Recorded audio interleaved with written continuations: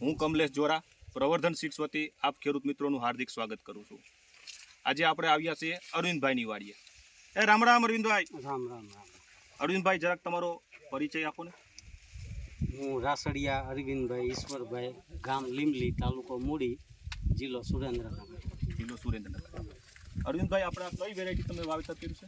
આ છે પ્રવર્ધન સીડનું ફોર્સનું વાવેતર છે. ક્યારનું છે? વાવણીનું છે કે વાવણી એટલે 13 જૂન, 3 જૂનનું વાવેતર. બરાબર છે. 3 જૂન 2024 આપણે વાવેતર છે. હવે અરવિંદભાઈ, અત્યારે તમારા એરિયામાં કેટલો અંદાજે વરસાદ પડ્યો હોય છે? વરસાદ તો એકી સાથે થયો. પહેલા હાવ થોડો થોડો થતો હતો અને સાતમ આઠમ ઉપર 8-9 ઇંચ જેવો પડ્યો છે. 8 થી 9 ઇંચ વરસાદ પડ્યો. આજુબાજુમાં કપા કેવા થઈ ગયા? બગડી ગયા છે.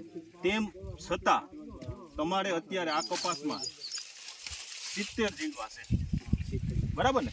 70 જીંડવા છે, બરાબર છે. હવે આના કી પોઈન્ટ તમને હું જરાક વાત કરું અરવિંદભાઈ. જેટલું હું જાણું છું એટલું તમને જવાબ આપવાનો પ્રયત્ન કરું. પેલું તો આ છે ઊભો અને મજબૂત છોડ, બરાબર.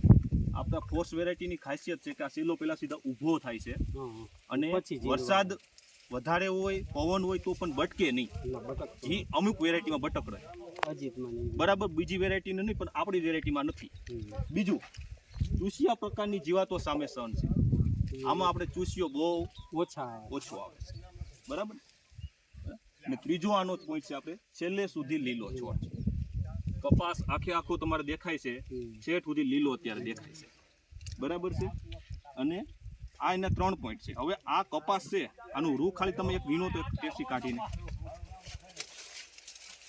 આવી ગયું, વીણાઈ ગયું. કેટલા પેસી છે ઘણું છે.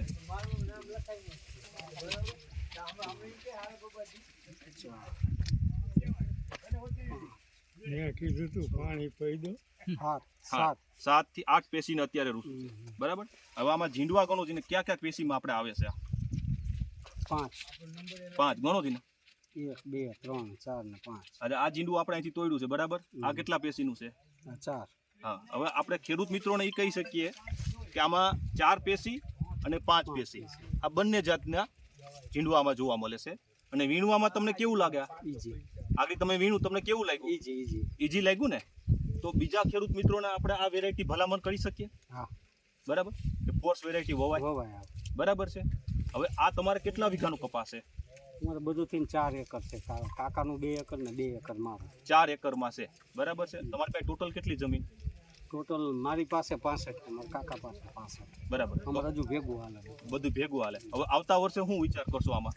આવતા વર્ષે જોઈશું. ઉતારો અને વજન આવે, વાયવા જેવું ખરું, વાવશું તો ખરા. બરાબર ને? આભાર.